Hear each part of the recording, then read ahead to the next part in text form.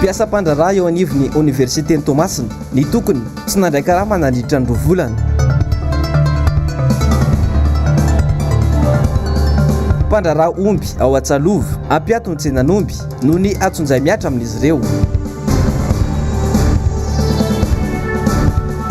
Tanora RMDM eto Madagasikara ho avy masika amin'ny fanoherana ny mpitondra.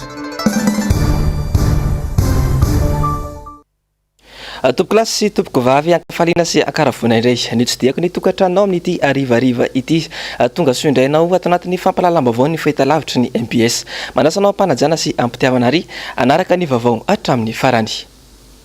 Fanamoaka fanambarana androany ny mpianatra eny Ankatso izay mivondrona ao anatin'ny fikambanana mafamia mitakiny amitsorana ireo namany izay nadoboka amponjavonjy maika moa izy ireo izay andeko hoany amin'izao fotoana izao. Ary ny fanadihadiana eo amin'ny sary sy rindratsary ny Mateo Prince. Ampolony ireo mpianatra voatana amponjavonjy maika andeko taorian'ny fisamborana azy ireo tamin'ny hetsika izay nataony. Ny efatra amin'ireo mpianatra ireo dia mpikambana ao anatin'ny fikambanana mafamia izay fikambanana iray ifondrona mpianatra anetsiny manerana ny nosy. Nampiantso mpanao gazety izy ireo androany ary namoaka fanambarana.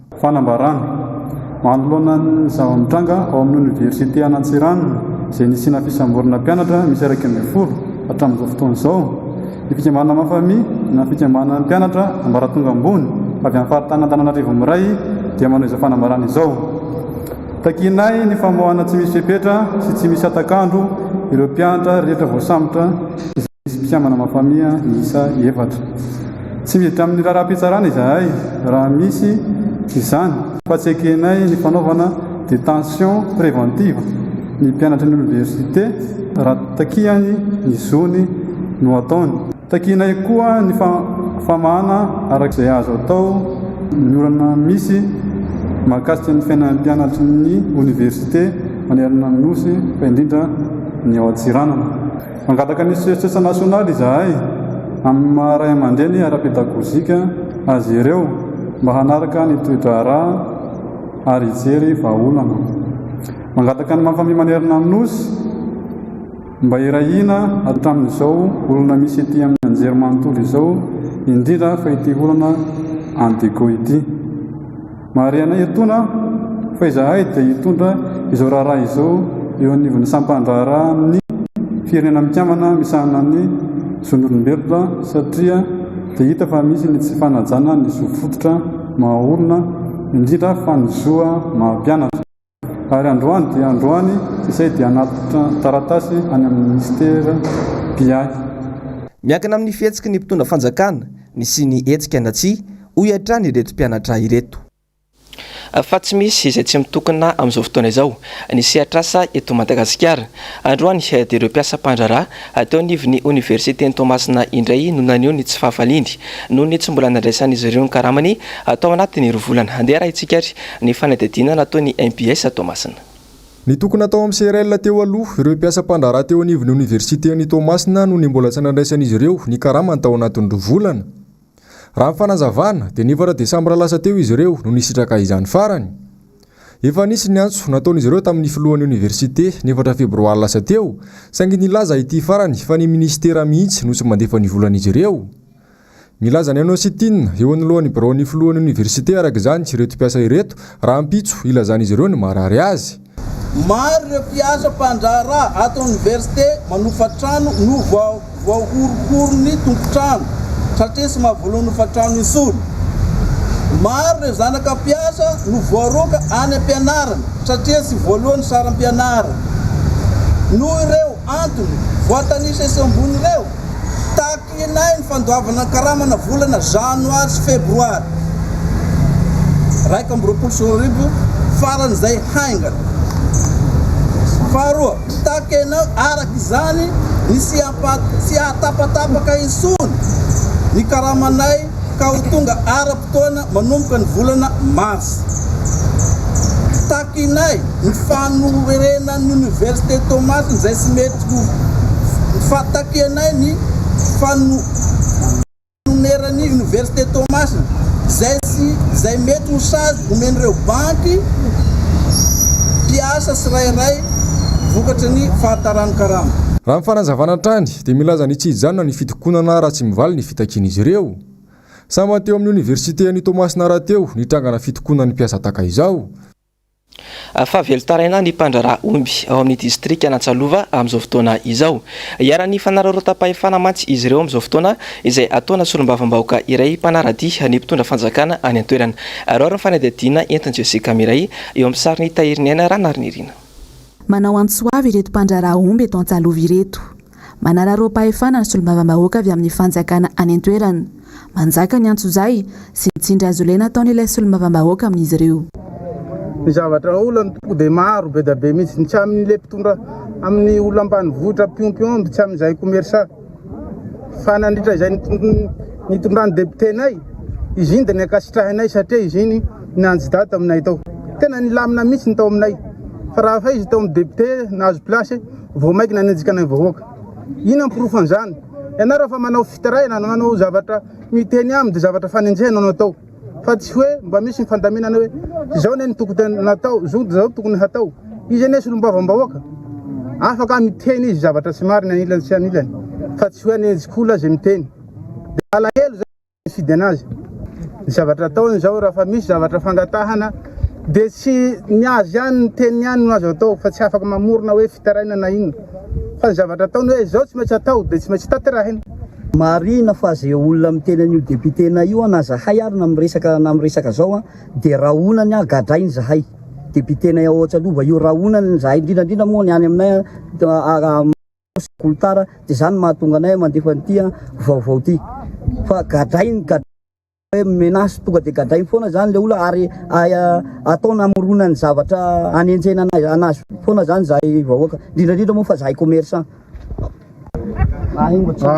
Zahay tokoa dia le amin'le resaka omby zany mamelona vahoaka maro be izy io dia amin'izao fotoana zao reo vahoaka reo efa mitaraina sady amin'ny famonoana an-tsena satria tsisy mihitsy zany hoe fitondram-panjakana hoe hamatsy vary isan'andro sakafon'le olona any ambilaniny tapaka mihitsy zao le atao hoe vilanin'le olona amin'izay mahakasika ny zavatra zay satria io no iainany io no velomany na ny avany ambany voatra mivarotry omby amin'le commerçant mba hamelomany le vady aman-janany dia amin'izao zany lasa mizaka fahoriana be le tantsaha mikasika ny zavatra zay satria tapaka le vilany tapaka le resaky sakafo tapaka ny sotrony satria io iveloman'le vahoaka be lehibe fa tsy ny commerçant rely. Nininy ilay solombavambahoaka avy amin'ny IRD ity nodisona ny isan'ny omby tokony hoentina amidy ao Antsirony Mandidy. Raha ny fitarainany ireto mpandraraha ireto ihany koa dia notazomin'ny herinandro tao Antsalova ireo omby ka nanaovany tatitra diso tamin'ny minisitra tompon'andraikitra. Raha eninjato mahery ireo omby niakatra tao Antsirony Mandidy ara-dalàna avokoa araka ny filazan'ireo mpandraraha azy satria nandalo fisavana mialohan'ny alàny tao Antsalova. Tsy nisy afa-tsy 2,3 ny omby nolazainy ilay solombavambahoaka fa ara-dalàna fa ny sasany dia osika avokoa. Amarinina eto matoa le ombinay mivoaka autorisation sortie avy Antsalova rehetra io omby misy 100 mahery io vita vérifié avy ao Antsalova io avy any jusqu'à ty Antsirony Mandidy angamba eo amin'ny misy inenina manao vérifié io jusqu'à ty na indimy eo farafakely. Ainga ny zavatra nyresany députénay hoe io omby 300 ny omby vita taratasy autorisation de sortie dia iny ny aretevany an'le ombinay ka le izy tiako tenenina dia zao zay mba miseho aina manjery dia mba aoka zavatra hita maso tsy ampahitanana no resahana fa manjary mandainga vahoaka eran'ny Madagasikara eran'izao tontolo zao ianao olom-boafita tsy tokony handainga amin'izay zavatra zay. Ankoatra ny fanararotam-pahefana ataon'ilay solombavambahoaka dia mampitaraina ny mpiompy sy ny mpandraraha omby any an-toerana ihany koa ny tsy fandriam-pahalemana. Sombara aloha dia miantso agny amin'ny foibe ambony agny aho mahakasika ny fandriam-pahalema fa aminay Antsalova amin'ny anandro zao tena tsy milamina.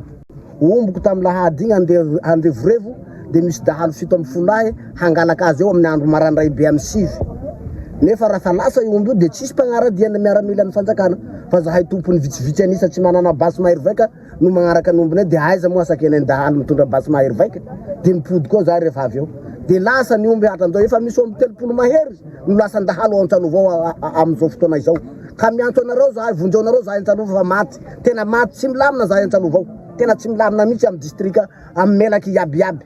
Efa matetika loatra ny fanaparam-pahefana iainan'ireo mpandrara omby any an-toerana ka ny afaratra amin'ny fampiatoana ny tsenan'omby ao Antsalova izany.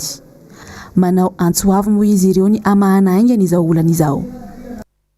Vavao avy any Ambatondrazaka kosa indray antsika maneho ny fiarana amin'ity ariva ity satria dia velotaraina ihany koa amin'izao fotoana izao ireo olona mivelona amin'ireny fandranita-kazo ireny. Trapasarana tanteraka ihany koa izy ireo noho ny olana maro samihafa izay tsy maintsy sedrainy amin'ny andavanandrom-piainana. Ary ny fanadihadiana entiny Niry Andrianarivony MPS Ambatondrazaka. Mikatso avokoa ankehitriny ny CPRI eto Madagasikara. Anisan'izany ireo mivelona amin'ny fandrafetan-kazo etsy amin'ny 67 eto Ambatondrazaka. Ankoatra ny falafosany ireo akora ilaina amin'izany fandrafetan-kazo izany dia anisan'ny olana lehibe sedrain'izy ireo ny lafiny famatsiana herinaratra.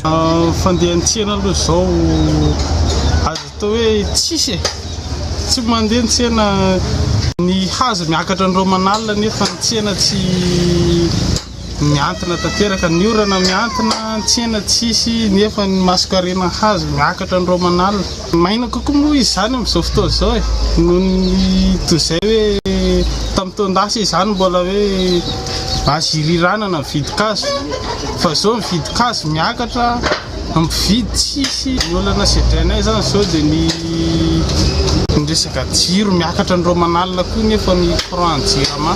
Ny enta-ponay izany dia mba hijereny ny fitondram-panjakana ny mpandrafitra hoe mba jerena ilay vidy-kazo hazo koa nefa izao mienjehana ny ankabeazany nefa ny vidy mianitra ny romanalina. Ny asanay mangina dia mangina, tsisy asa mihitsy ireny izao ny entana tsy hatreto aloha tsy mbola manana vahaolana amin'ireo fahasairanana manjoy ny vahoaka malagasy ny mpitondra fanjakana fa variana manenjika amin'ny mpanohitra fotsiny any ka tsy mahagaga raha tsy maro toerana hitsony ity fitondrana ity. Fa miaina anatin'ny tsy fisinina rano fisotro madio ankehitriny ny mponina any Marivoa ihany amin'izao fotoana izao. Rano miloko mavo hatrany mantsy no tifozon'izy ireo isan'andro ka maro amin'ireo zasa sy vehivavy any an-toerana izany no tojo tsy fahasalamana vokatra izay tsy fisin'ny rano fisotro madio izay. Ary ny fanadihadiana ataon'ny samy mamonjy MPS Mahajanga. Ankoatra ny faritra maro ny Madagasikara dia misedra olana ihany koa ny distrika Marivoa eo misedra ny rano fisotro madio. Raha tsy orina dia rano maloto no hoan'ny mponina Marivoa amin'izao fotoana izao. Rano mavo miloko menamena avoakan'ny robinet. Naraka ny lokon'izany avokoa ireo toerana asinana izany rano izany. Ka raha zavatra maro koa hita ao anatin'ny sio na toerana hafa asinana rano izay avoakan'izany robinet sy rano maloto amin'ny toerana izany. Etsy andaniny maro ny ireo mpatena pokaty natao mifanjakana tamin'ity toerana ity nefa dia hatramin'izao tsisy vahaolana akory izany. Lehilahy iray izay mponina atao Marivoa no manome fanazavana mahakasika an'izany no mbola keliny. Eka ohatran'io ny ranonay eto ohatran'io misy ny endrika avoakany sanandro zany fa tsy hoe tsy mena ohatran'io foana ny rano aminay eto. Ary aveo le pression zany tsy mety tatra raha vao hoe trano ambony rino any amin'ny 9 alina amin'ny 10 alina zay vao misy pression mafimafy dia zay vao matakatra any ambony. Na eo aza ny fatahorana aretina maro samihafa ho an'ireto mponina ireto dia zao no hita zao no azo ary lasa vitamine ho azy ihany izy ireo na dia ty ray aman-dreny ity ihany. Fa ny mampalahelo dia misy ny ankizy tsy mazaka any ity rano ity ary matetika dia aretina ny ho azo. Hatreto moa zay mbola tsy fantatra zay fiatraikany io fa iainanay manontolo eto Marivoa eto rano ohatrany asina rano dia hita mihitsy eo miova le couleur'le tavoahangy anjany mena mihitsy le tavoahangy. Na ataontsika hoe 3 andro aza nasina an'io rano io amin'ny tavoahangy avy nisy ao viva reny dia mivadika matroka be le tavoahangy avy eo.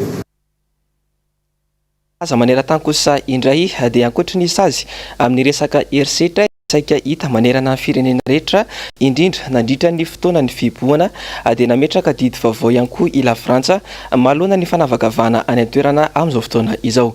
Ary ny fanadihadiana entin'ny Zavandriamahefa sy Andry Rakotomalala. Nanamafiny amin'ny ampitsaharana ny fanavakavahana amin'ny lafiny rehetra misy any la Frantsa ny Prime Ministre frantsay Jean Castex. Manimba ny fiarahamonina sy ny firenena hoy izy ny fanikiliana ny hafa sy ny fanavakavahana latsahatra manomboka izao. Tsy ilain'ny Repoblika Frantsay intsony ny fanavakavahambolon-koditra hoy hatrany ny Prime Ministre frantsay nandritra ny fandraisam-pitenena ny tao Matignon. Amoaka ny fanambarana amina vovonana mikasika izay fialana amin'ny fanavakavahana izay ihany koa ny filoha frantsay Emmanuel Macron raha pitso raha fampitambavao. Raha tsy ahivina efa nisy ny filazana mikasika izay vovonana miady amin'ny fanilikiliana sy ny fanavakavahana izay ny volana Desambra 2024 teo ka izao tanterahina izao. Mandray an-tanana izany ihany koa ny eo anivon'ny mpiara-nozon'olombelona ny La Frantsa. Kazo ny tsiraray izay ara ny fanavakavahana ny mandefa fitarainana. Hoentitra ny sazy ho an'izay mbola manavakavaka ho ny Premier Ministre Frantsay Jean Castex. Ny taona 2024 teo, indrindra nandritra ny fotoanan'ny fihibohana no tena nahitana trangana herisetra tamin'ny lafin'ny fanavakavahana be indrindra tany La Frantsa. Isan'ny fanomezana asina manokana ilay jiosy nisy namono tany La Frantsa noho ny fanavakavahana ihany koa ity fandraisana fanapahan-kevitra ny fanjakana Frantsay ity.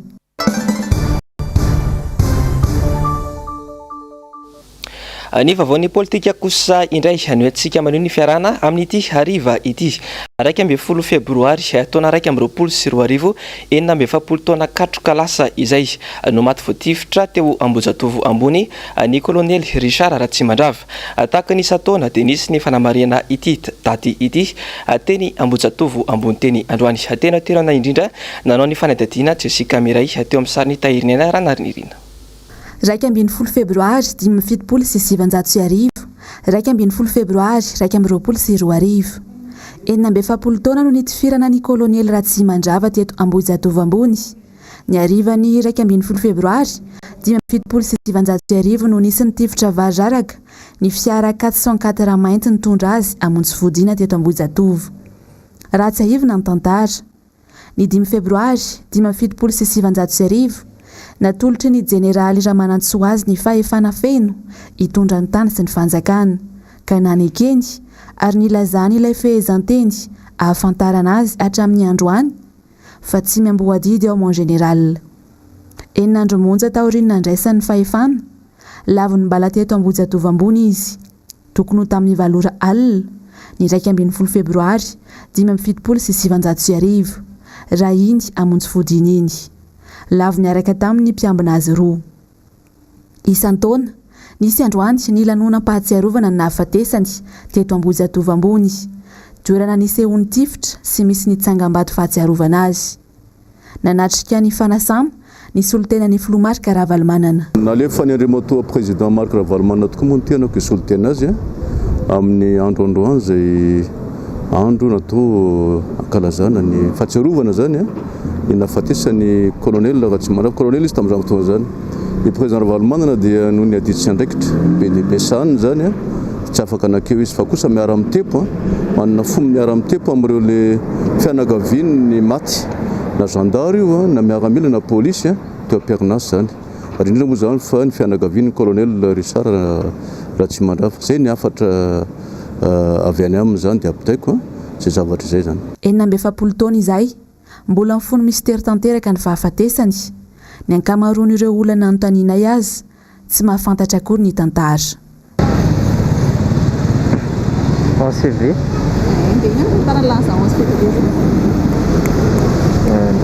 fahafatesany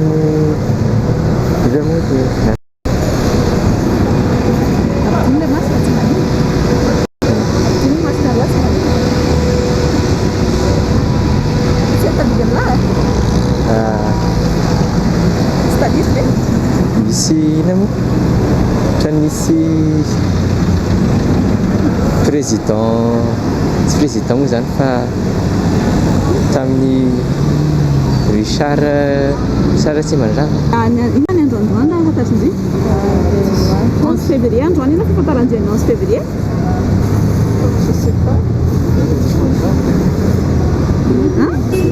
afaka mitendry hoe tsy haiko tsy haindry ary raha ho andrindry kosa mpianatra zay na fahafantaran'izay zany 11 février zany tsy haindry koa tsy mbola henoko andry mihitsy non tsy haiko tsy mbola endry mihitsy ay ho anareo rivavy avy 11 février androany ny tsingerina ny firana ny colonel Richard Ratsimandrava teto Ambohijatovo ambony. Izy le président nitondrona tamin'izany nitondrona général Ramanantsoa dia le miteny izy hoe tsy miamboadidy amin'ny général. Tadidinareo amin'izay tadidy na tsy anarana any am-pianarana zany ianarana fa tsy tadidy efa tsy tadidy ozy Tsy fantatra. Tsy mbola eny enjiva iny zany daty 11 février zany. Daty 11 février mety efa enjiany ngamba. Nitsingerin-androany nitifirana ny colonel Richard Ratsimandrava. Anisan'ny tondra Madagasikara izy tamin'izany. Tsy ve le grève be teto amintsika? Grève ny famakaranao anazy? Ohatra hoe 11 février zay ny 11 février tsingerin-androany nitifirana ny colonel Richard Ratsimandrava tetsy Ambohijatovo ambony. Ka zay ny taditadiavaka ny ohatra nisy grève. Fa tsy grève fa fitifirana nisy tamin'izay. 11 février tamin'le tolona tato Ambohidranohatra. Zay ka fahafantarana ny 11 février. Raha ny fahafantarako azy aloha dia izay. Ny 11 février fa 1975 nitifirana ny colonel Richard sy mazava. Ina mety phrase tsarovana ho azan'izay ary rehefa manontany a? Izy aloha nafana fo be tamin'ny androny a. Dia raha tsy diso ohatrany taminazy le nisy an'ileo tsy memboa didy mon général. Fanambara androany tamin'ny fomba ofisialy ny fijoroan'ny tanora RMDM eto Madagasikara. Teny amin'ny QG-ny antoko HVM Andrary moa no nanatanterahana ity fotoana ity tonga nanatrika izany avokoa ireo solotena isampatra nanatrika ny ity fotoana ity Germaine Menjanary sy Mano Randriamalala. Tanterahina androany ny fionana teo amin'ny tanora RMDM na ny rodoben'ny mpanohitra ho an'ny demokrasia eto Madagasikara. Mazava ny foto-kevitra ijoroana fa fanavotana ny firenena izay latsaka ao anatin'ny fitondrana jadony sy ny fahantrana lalina. Voromaro ireo tanora izay solotena isapatra teto na namafy ny firaisan-kina ho fanavota-pirenena.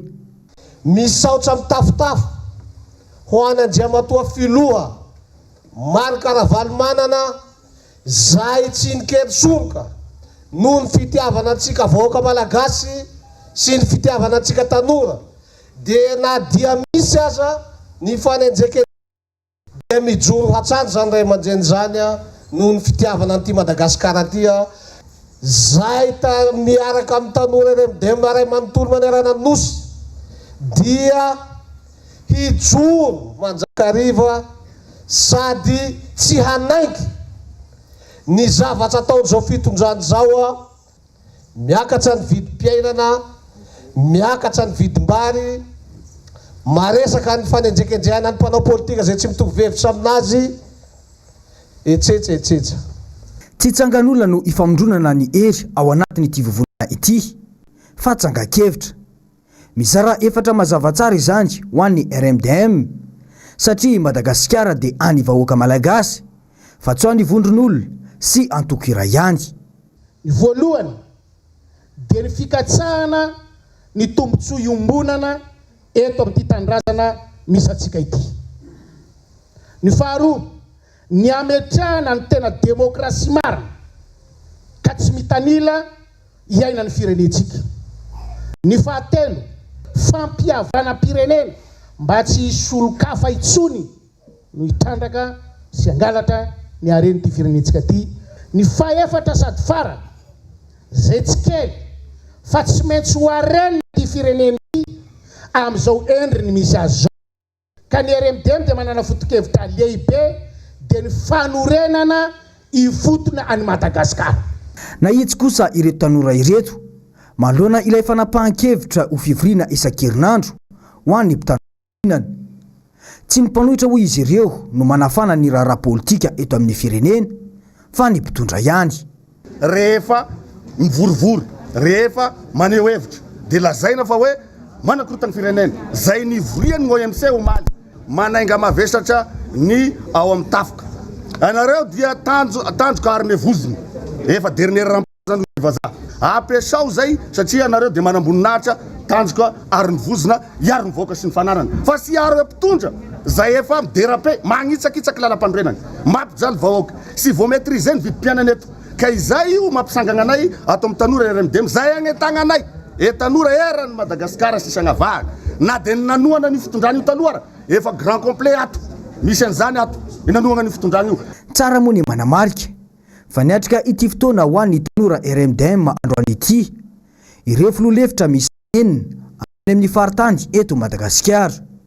Nandritra izany ihany koa no nampahafantarana ireo tanora mpikambana ireo ireo olona izay mandrafitra ny bro ny tanora RMDM eto Madagasikara.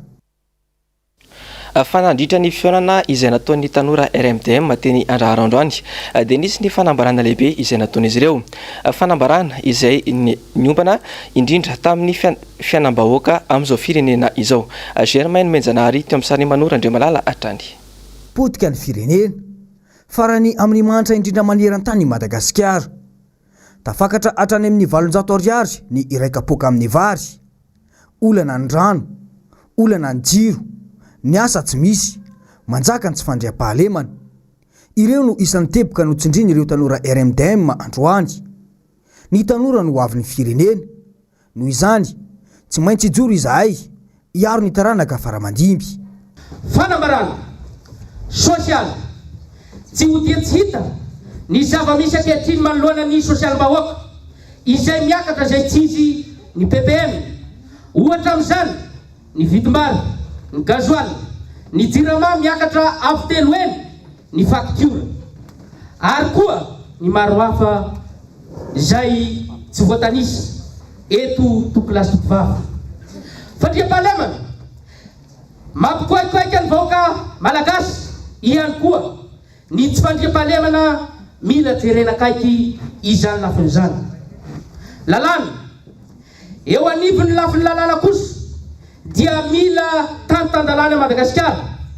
Noho izany zofototra ho an'ny vahoaka malagasy ny hanana trano fialofana sy fisakafo ara-dalàna. Zofototra ho an'ny mpanoatra ihany koa ny mitsikera izay tsy mety rehetra na koa mampatsiahy ny fampanantenana rehetra natao tamin'ny vahoaka malagasy nandritra ny fampielezan-kevitra tamin'ny fotoana ny fifidianana ka tsy tanteraka. Satria izany rehetra izany no mamaritra ny antsoina hoe sata demokratika i Madagasikara. Fa miantso ny rehetra irahina sy araentana ho fanoherana ny tsy mety eto amin'ny firenena ny RMDM ao mahatsiatra ambony ao. Nisy androany ny fionana teo amin'ny sampikambana tany antoerana. Nisy ihany koa araka izany taorin'ny fionana ny tafa ho an'ny mpanao gazety nataon'izy ireo. Rao fanadadiana entin'ny Bakisandriananja MPS Fianaratso. Ny fampitafa tamin'ny mpanao gazety ry zareo avy mivondrona RMDM tamin'ity androandroany ity. Nahitana ny solotenan'ny Ray aman-dreny, ireo olon-tsotra ary ireo mpikambana maro isan-karazany avy any amin'ireo hery politika izay misy eto amin'ny tanàna ny Fianaratsoa. Voatsindro matetika ary ny verimberina tao anatin'ity fiaonan'ity le hoe maharary ny vahoaka malagasy, tsy mandeha araka ny tokony ho izy ny fitantanana ataon'ny fanjakana amin'izao fotoana izao. Ary izany dia anisan'ny foto-kevitra ijoroan'izy ireo sy vondronana ao anatin'ity vondrona RMDM ity.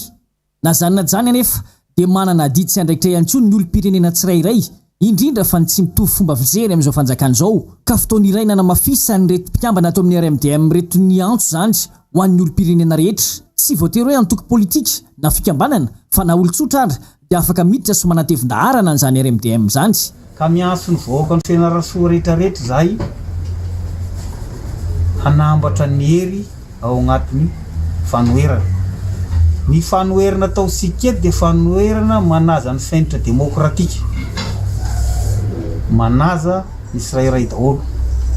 Dia miantso asika vahoaka ho avy hagnatevina aty hiarahana mifampidinika ny amin'ny raha-pirenena hoe ahoana ny hoavin'ny firenentsika manomboka amin'izao faha-20 taona mba handeha agny koa fa hatramin'izay nidirantsika izay lasa marino farintsika zao.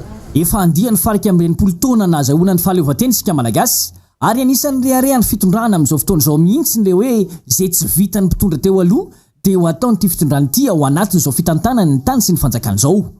Tsy izay nefa ny zava-misy, tsy araky ny fampanantenana tamin'ny fotoana ny fampelezan-kevitra kory ny fampandrosoana misy ankehitriny. Ankehitriny dia toa zary lasa tsy anjery le hoe ampindrana vola ny nosy rahavavy, anondrana vokatra maro isan-karazany makany am-pitan-dranomasina. Eny fa na ny vary izay foto-tsakafo dia nilazaina mihitsy fa tsy ho afarantsika intsony fa isika no anondrana ny ivelany. Ireo teboka maromaro ireo no anisany nampiray ny fomba fijery ka anisany foto-kevitra ijoroan'ny RMDM sy ireo olom-pirenena tsotra ka mbola namafisan'izy ireo an'izany antso avy izany mba hifanomezan-tanana mba ho fanarenana nyity firenena malalantsika ity.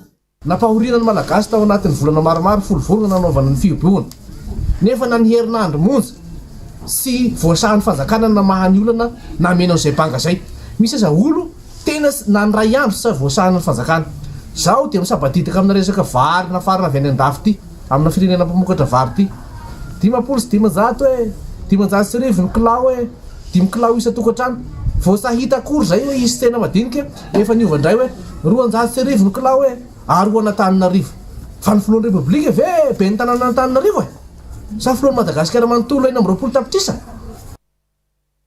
Fa mikasika ireo vaovao izay niparitaka tamin'ny gazety sy onjam-peo maro tatoato dia nisy indray androany ny fanampim-baovao voaray ny mpanao gazetinay momba izany androany arao ny fanadidina entin'ny Germaine Menjanary eo amin'ny sariny Mano Randriamalala.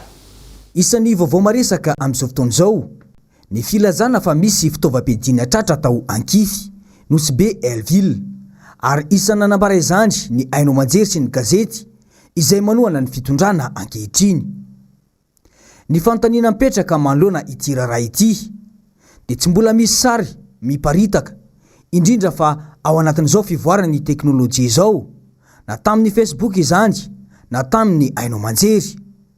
Raha ny momba ny fitaovam-piadiana manokana dia fantatra fa efa hatramin'ny alina ny alatsinainy lasa teo no tonga tao amin'ny seranatsambo ny nosy be ilay sambo izay nitondra ny conteneur izay mampisaviritaka ny maro amin'izao fotoana izao io raha ny fanadiadiana. Tao antoerany niaraka tamin'io ihany koa ny mpanolontsaina iray ny filoham-pirenena ankehitriny. Efatra ny conteneur izay mampisaviritaka ny ao amin'ny port ny nosy be io ary voalaza fa mpanolontsaina ny filohan'ny repoblika ny tompony izy ireo ka ny iray amin'ireo raha ny fanazavana no ahihina ho fitaovam-piadiana ny ao anatiny. Raha ny fanadiadiana hatrany dia isan'ny mahatalanjona ireo mpiasa eo anivony ity seranatsambo ny nosy be ity ny fihetsehan'ireo conteneur izay misa 50 isaky ny 2 andro izay tatan'ny orinasa antsoina hoe SAM.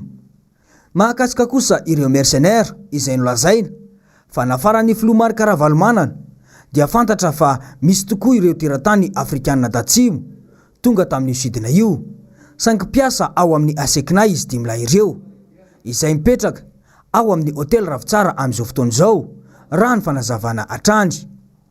Raha ny fanadiadiana hatrany dia fantatra fa efa nisy tranga tahaka izao ihany koa tamin'ny taona 2014 saingy nandray andraikitra ny fanjakana tamin'izany fotoana ka nisy ny fisavana sy ny savana tao tamin'ny port ny nosy be.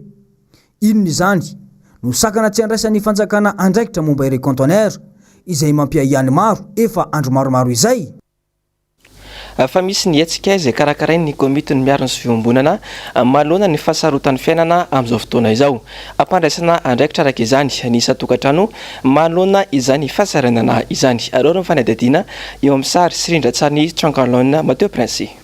Tsy misy izay tsy hita amin'ity fitondram-panjakana mijoro ity. Ny jiro sy rano tsy misy, ny vidim-bary miakatra izay tsy izy, ny fiarahamonina mikorotana, ny fandranana antsokosokony any am-pirenena tsy lazaina intsony. Zo fototra ny fokon'olona mihitsy mivoitsakitsaka ka isy ny fitsofana kiririako isan'andro manomboka androany isaky ny amiray oratolak'andro. Ka hoy zay hoe 11 février 2020 dia andro nafatesany generaly Ratsimandrava filoham-pirenena tamin'izany fotoana izany izay nametraka ny fokon'olona ary dia nararo ny fokon'olona ary io ny aningana an'le hetsika zany manomboka androany. Manomboka androany izy io hoe rehefa tonga ny amin'ny ray ora atoandro zany dia izay marary atsika any an-dakozia rehetrarehetra any any atokotany rehetrarehetra any any amin'ny toerana izay misy atsika rehetrarehetra any dia io ny bidon jaune tsy misy ninoninona veleso, io ny vilany tsy misy atokona goka izy amin'izao fotoana izao, io ny rano tapaka, io ny jiro izay atsika ataon'ny KMS izay zany dia fanairana ho ataon'ny fokon'olona ho amin'ny mitondra fanjakana hoe jerevo re marary ny vahoaka amin'izao fotoana izao. Le izy zany manomboka androany amin'ny ray ora tolakandro zany dia mandritry ny 10 minitra dia anakoako any amin'ny faritra rehetrarehetra any satria ny KMS dia manerana ny faritra misy azy avokoa ka izay tratran'izay zany ao anatin'izay tsy fisina lay fiombonana zay dia tokony anaraka an'izay anairana ny fanjakana amin'izao zava-misy ankehitriny izao. Tsy hitsara ity hetsika ity raha tsy misy ny vahaolana azo tsapain-tanana hoy ny KMSI. Dia zay encore ny tompoko lasy tompoko vavy netiko manakatona ny fampalalambavao amin'ity androany ity isoraka ianao nanaraka izany hatramin'ny farany isorana ihany koa ny mpanao gazety sy ny teknisiana izay niarany salaka na tontolo sasomatsara izao fampalalambavao izao mametraka ny veloma ho an'ny rapitsondray tompoko lasy tompoko vavy.